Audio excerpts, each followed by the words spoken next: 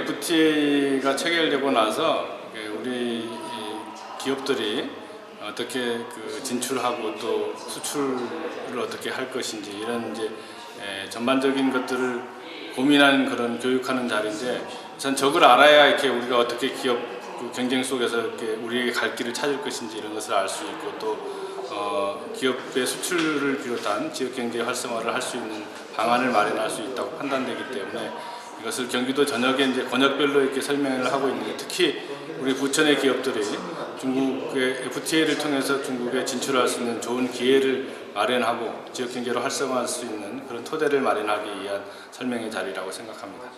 두 번째 딜레마는 방금도 말씀을 드렸습니다만, 이미 얘기를 드렸습니다만, 매년 한 3천억 달러 정도의 이 흑자가 발생을 해가지고, 이 흑자는 일반적으로 평상 정상적인 국가에서는 이게 외환보유고로 쌓이거든요.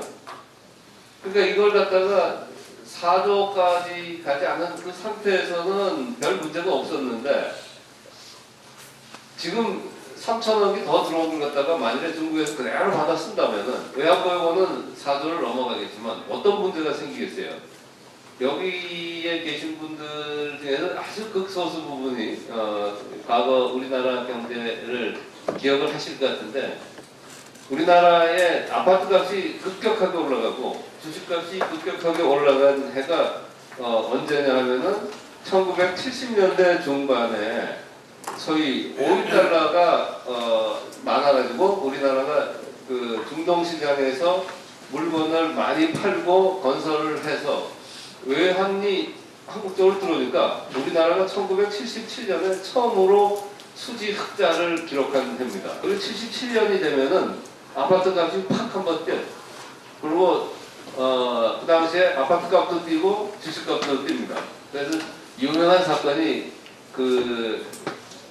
이 제세라는 기업하고 제세 기업하시는지 모르겠어요. 율산 이런 몇 개 회사들이 돈을 갖다가 빨리 가져들어가지고 한국에서 부동산을 사면은 그 몇 배로 튀니까 이런 부작용이 이렇습니다만, 지금 현재 중국이 딱 그 형국이에요.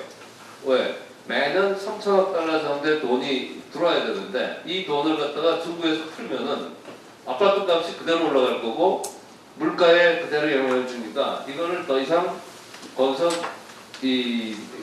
흡수할 수 있는 그 허용의 범위를 이미 넘어서 버린 거예요. 그러다 보니까 두 가지 말씀을, 하나는 이 생산 설비 자체가 과잉이 돼 있다는 거 하나 하고, 두 번째는 외환보유고가 너무 많아가지고 문제가 이게 이렇게 심상치 않다 하는 그런 건데, 그런데도 불구하고 중국은 지금 판이 바뀌고 있다는 것은 아까 제가 말씀드렸지만 어쨌거나 지금 중국의 실체를 인정을 해야 된다는 거예요. 10조 달러의 경제에서, 세계 경제에서 어쨌거나 약 40%의 성장은 중국에서 일어나는 거다. 그러면 지금 중국은 아까 제가 얘기한 데 두 가지 문제가 있는데도 불구하고 왜 이렇게 중국은 계속해서 6% 내지 8%의 성장을 계속할 수 있느냐? 제가 느끼기에는 약 앞으로 10년 정도는 그렇게 큰 문제가 없이 흘러갈 거예요. 제일 중요한 거는 중국은 기본적으로 중국은 역사책을 많이 보세요. 역사책을 많이 보시면은 중국이 왜 이렇게 커가느냐를 갖다가 설명할 수 있으려면 기본적으로 전통적인 경제학책이나 이런 걸로는 설명이 될 수가 없어요. 역사적인 DNA가 있다 하는 거 하나 하고, 두 번째는 경제 규모가 이게 커갈 수밖에 없는 이 중국 나름대로의 규모의 경제가 있다 하는 그 두 가지 점이에요. 첫 번째 DNA라는 건 뭐냐? 우리나라는 사실은 5천년 역사에서 조선시대가 어떻고 신라가 어떻고 고구려가 어떻고 고려가 어떻고 얘기를 하지만, 저는 개인적으로는 지금 현재가 중국에서 우리나라가 가지고 있는 그 성장성이나 경제 발전으로 보면은 저는 5천년에서 과거 50년이 우리 역사에서 제일 클라이막스라고 저는 생각을 해요. 그 이전에 무슨 황소가 뭐 집에 얼마나 있었든지 간에 저는 그거는 거의 믿질 않아요. 왜 그러냐? 역사서를 보시면은 그때 우리가 이 핍박을 받았던 문제부터 시작해서 못 살았던 거는 이건 형언을 할 수가 없는 거예요. 그런데 최근 50년간 어쨌거나 발전을 해가지고 지금 현재 전 세계에서 경제 규모로만 보면 그래도 15위 정도 안에 든단 말이에요. 한때는 11, 2위를 하다가 지금은 13, 4위를 갔다가 하면 이게 좀 진폭이 있습니다만 어쨌거나 세계 20위 안에 드는 국가가 됐다는 것은 어느 역사책에 어느 나라의 역사책에 그런 걸 갖다 기술한 게 있습니까? 이전에 우리나라가 잘 살았다. 그건 찾아볼 수가 없어요.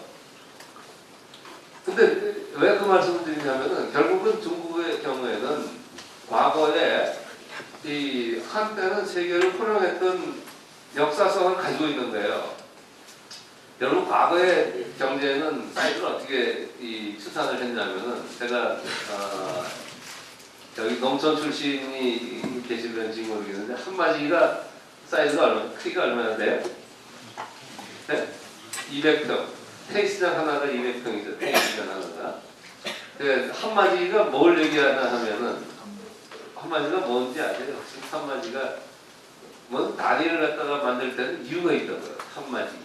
중국에서도 한마디기라는 단위를 써요. 우리나라는 그걸 마디기라고 표현을 하는데 중국에서는 무라고 하는 단위인데요. 혹시 연세 계신 분 한마디기가 뭘 했을까요? 한마디기가 뭐냐면은 1년에 한 사람이 먹고 살 수 있는 소출이 나오는 단위예요. 중국의 인구가 지금 13억 6천이거든요. 그 중국의 농지가 얼마냐면은 16억 마지기예요. 16억 마지기.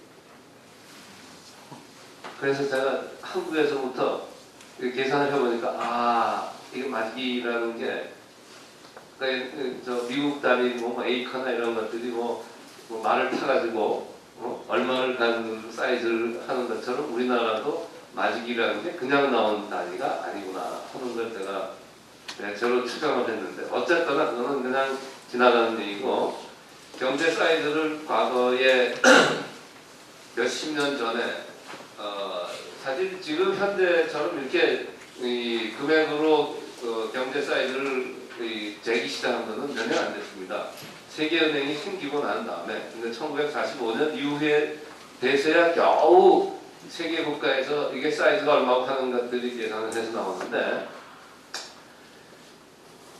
이 전 세계적으로 이 농경 사회였잖아요. 그러니까 19세기 전에 18세기 그러니까 그 당시에는 세금을 거두려면 토지대장이 있어야 되잖아요. 그 토지대장을 가지고 대체로 국력을 비교할 수 있어요. 토지대장의 그 나온 사이즈를 가지고 그렇게 해서 보면은 중국의 청나라가 1644년에서부터 1912년까지 가는데 그 1644년은 아니고 1700년에서 1800년까지는 세계에서 중국이 제일 잘 살았어요. 그러니까 중국의 DNA는 그게 있는 거예요. DNA 속에는 우리는 엄청나게 잘 살았다 하는 거에 대해서 나름대로의 자부심을 가지고 있는데 여러분 사람은 되게 보수적이기 때문에 그런 경험을 갖고 있지 못하면은 이걸 뛰어넘는 게 그렇게 간단하지는 않습니다. 국가적으로 여러분 보세요. 아프리카 지역이나 아니면 남미 지역에 있는 나라가 그런 경험이 없기 때문에 이렇게 획기적으로 다시 선진국으로 들어오는 데는 시간이 많이 걸리는 거예요. 그런데 반해서 지금 현재 중국은 시장을 어떻게 키우느냐 하면은 제일 첫 번째 했던 게 제일 쉬운 게 뭐냐면은 이 평지이기 때문에 고속도로 넣는 게 그렇게 쉬워요. 그래서 소위 15노선을 크게 해서 단선 7종으로 남북으로 7개 고속도로하고 횡으로 8개 고속도로를 대체로 해서 15개의 고속도로를 이렇게 세웠어요. 근데 고속도로라는 것은 시속으로 볼 때 100km가 안 된단 말이에요, 사실. 그렇잖아요. 그래서 두 번째 시작한 게 뭐냐? 여러분 잘 아시는 것처럼 고속철도예요, 고속철도. 아마 우리나라에서 KTX를 서울에서 부산까지 400km인데 사실은 중국의 개념이면은 부산까지 1시간 반 이내에 가야 돼. 1시간 반이에요. 근데 우리나라는 그렇게 못 가고 있잖아요. 근데 중국은 기본적으로 고속철도가 시속이 얼마냐면 300km입니다. 한때는 330km까지 갔다가 너무 과속이 돼가지고 사고가 나가지고 이렇게 떨어져 버렸잖아요. 그래서 300km를 감속을 했는데 어쨌거나 300km의 시속으로 가면은 이 양반들이 40분마다 대체로 한 번씩 점거, 한 번씩 서요. 그러니까 40분이면은 200km마다. 그러면 내가 이 고속철도에 이 교차점에 있는데 1시간 거리 내에 동서남북으로 하면은 남북으로 400km, 동서로 400km가 거의 반나절 생활권에 들어갑니다. 기억을 하시겠지만 그게 얼마나 편하겠어요. 그 시장. 그래서 지난번에 이 북경에서부터 홍콩까지 고속철도가 2013년 말에 개통이 됐는데 그때 무슨 문제가 생겨가지고 결국은 홍콩에서 이 분유를 갖다가 반출을 못하게 했잖아요. 그 어디서 그랬냐면은 북경에서 홍콩 딱 중간 지점이 무한이라는 동네입니다. 무한이라는 동네인데 무한에서 홍콩까지는 4시간 반이면 돌파를 해요. 4시간 반이면은 과거 우리가 새마을호가 4시간 전후니까 아침에 일찍 홍콩까지 가가지고 홍콩에서 분유를 한 몇 박스를 해가지고 다시 이 무한으로 가져와서 무한에서 그걸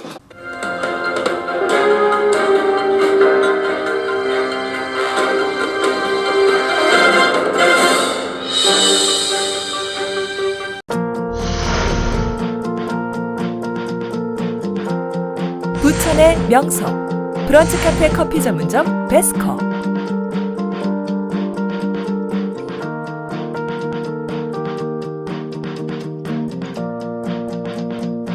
(250평의) 국내 최대 매장에 걸맞는 다양한 테마형 독립공간.